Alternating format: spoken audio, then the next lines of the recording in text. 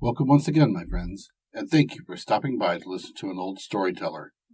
Today we have a story from France, and the title of this story is The Recompense. Prince Marvelous looked at Violet and sighed heavily. Violet gazed at the prince and smiled sweetly. "How handsome you are, my dear cousin! I am so happy to have it my power to restore you your beauty. And now I will pour some of this perfumed oil upon my hands. Since I cannot please your eye, I will at least embalm you," said she, laughing. She uncorked the vial and entreated Marvelous to sprinkle some drops on her forehead and cheeks. The heart of the prince was too full for words. He took the vial and obeyed the order of his cousin. Their surprise and joy were indescribable on seeing that as the oil touched Violet's forehead, the hair disappeared, and her skin resumed its original purity and dazzling whiteness. The Prince and Violet, on seeing the virtue of this wonderful oil, uttered loud cries of delight and ran towards the stable where they saw Agnella and Passerose. They called their attention to the happy effect of this perfumed oil given them by the fairy. Both joined in their happiness. The prince could scarcely believe the evidence of his senses, and now nothing could prevent his union with Violet, so good, so devoted, so tender, so lovely, so well constituted to make him supremely happy. The queen thought of the morrow, of her return to her kingdom, which she had abandoned 20 years ago. She wished that she herself, that Violet, that her son the prince had clothing worthy of so great an occasion, but, alas! She had neither the time nor the means to procure them. They would therefore be compelled to wear their coarse clothing, and thus show themselves to their people. Violet and Marvelous laughed at this distress of their mother. "Do you not think, mamma," said Violet, "that our dear prince is sufficiently adorned with his rare beauty, and that a rich and royal robe would not make him more beautiful or more amiable?" "And do you not agree with me, my dear mother," said Marvelous, "in thinking that our dear Violet is lovely enough in the simplest clothing, that the luster of her eyes surpass the most brilliant diamonds, that the clear whiteness of her teeth rivals successfully the rarest pearls, that the richness of her blonde hair surpasses a crown of brilliants?" "Yes, yes, my children," replied Agnella. "Without doubt, you are both of you handsome and attractive, but a rich dress spoils nothing, not even beauty. Jewels, embroidery, and heavy brocades will detract nothing from your charms. And I, who am old—" "But not ugly, madam," interrupted Passerose hastily. "You are still amiable and handsome, in spite of your little country cap, your skirts of coarse striped cloth, your waist of red camlet, and your stomacher of simple cloth.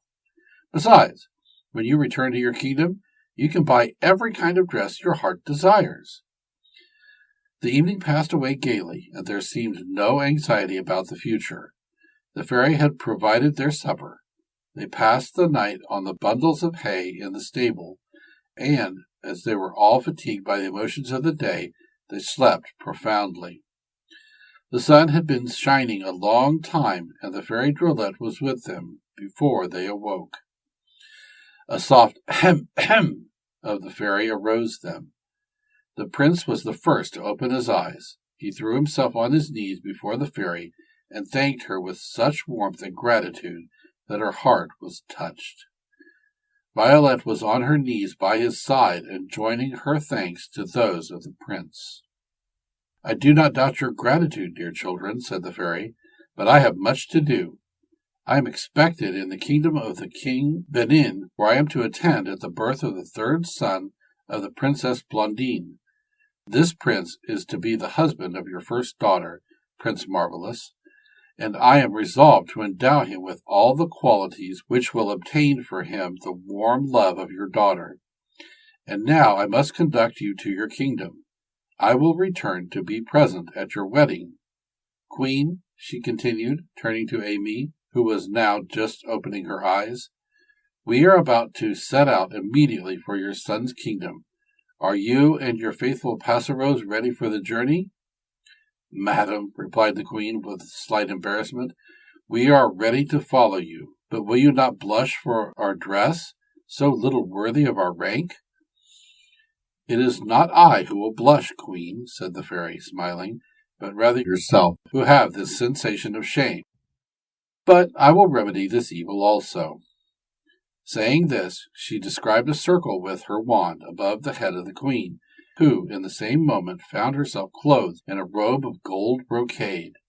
Upon her head was a hat with splendid plumes, fastened with a band of superb diamonds, and her boots were of velvet, spangling with gold. Amy looked at her robe with an air of complacence. "And Violet and my son the prince, will you not extend your goodness to them also?" "Violet and the prince have asked for nothing. I will do as they wish.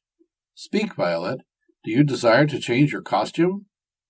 "Madam," replied Violet, casting down her sweet eyes and blushing, "I have been sufficiently happy in this robe of simple cloth. In this costume my brother knew me and loved me. Permit me to continue to wear it as far as regard for my station allows, and allow me to preserve it always in remembrance of the happy years of my childhood." The prince thanked Violet for these sweet words, and pressed her hand tenderly. The fairy kindly nodded her approval and called for her chariot, which was waiting a few steps from them. She entered and placed the queen next herself, then the prince, Violet, and Passerose. In less than an hour the larks had flown over the 3,000 leagues which separated them from the kingdom of Prince Marvelous. All his court and all his subjects, appraised beforehand by the fairy, expected him. The streets and the palaces were filled by the eager, happy crowd.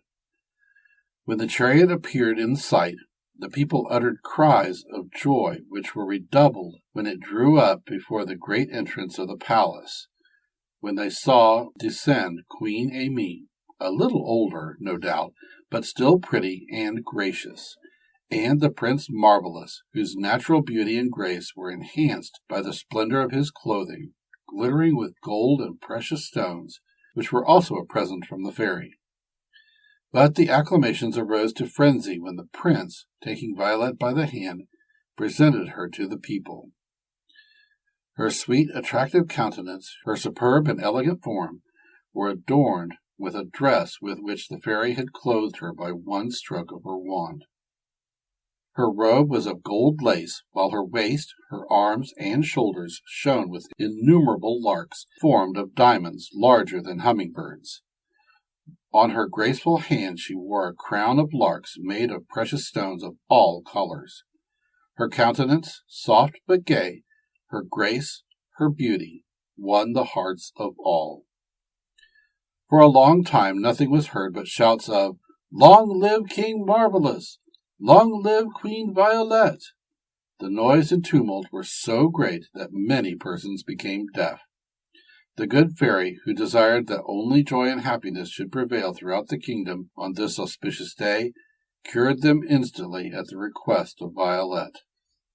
There was a magnificent feast spread for the court and the people. 1,346,822 persons dined at the expense of the fairy, and each guest was permitted to carry away enough for 8 days. During the repast, the fairy set off for the kingdom of King Benin, promising to return in time for the wedding of Marvelous and Violet. During the 8 days of the fairy's absence, Marvelous, who saw that his mother was a little sad at not being queen, entreated her earnestly to accept Violet's kingdom, and she consented to reign there on condition that King Marvelous and Queen Violet would come every year and pass 3 months with her. Queen Amy, before parting with her children, wished to witness their marriage. The fairy Drolette and many other fairies of her acquaintance and many genii were invited to the marriage.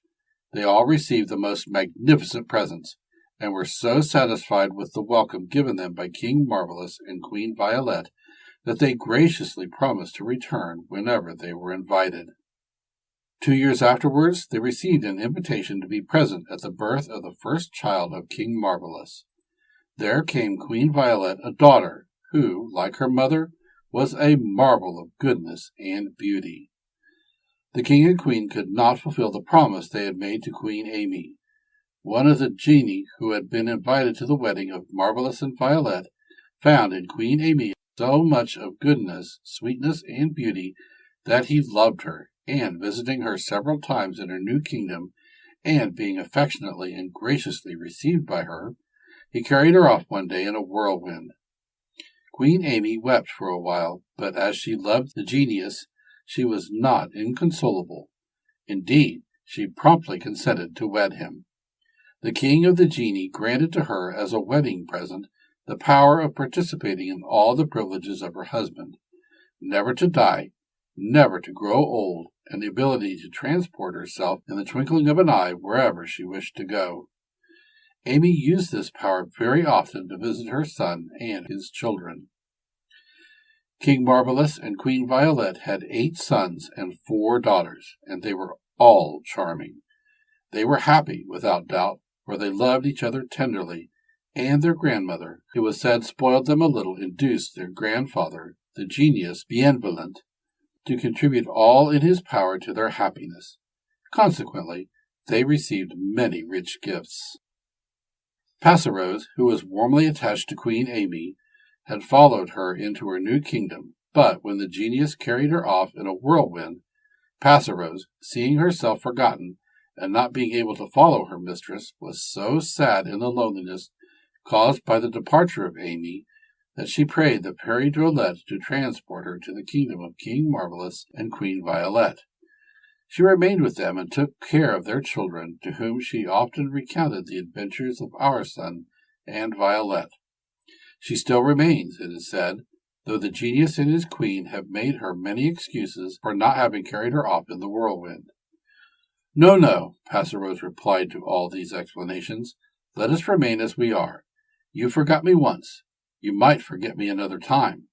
Here, my dear Ourson and my sweet Violet never forget their old nurse. I love them all, and I will remain with them. They loved me, and they will take care of me. The farmer, the superintendent, and the master of the forge, who had been so cruel to Ourson, were severely punished by the Fairy Drolette. The farmer was devoured by a bear some hours after he had chased away Ourson. The superintendent was dismissed by his master for having let loose the dogs, who escaped and never could be found. The same night he was bitten by a venomous serpent and expired some moments afterwards. The master of the forge, having reprimanded his workmen too brutally, they resolved upon vengeance, seized him, and cast him into the blazing furnace, where he perished miserably. Thank you once again for listening to this story. If you enjoyed this story, please press that like button. Also, please help an old storyteller out by subscribing to my channel. The next story will be posted in a few days, so until then, may your story continue to be a good one.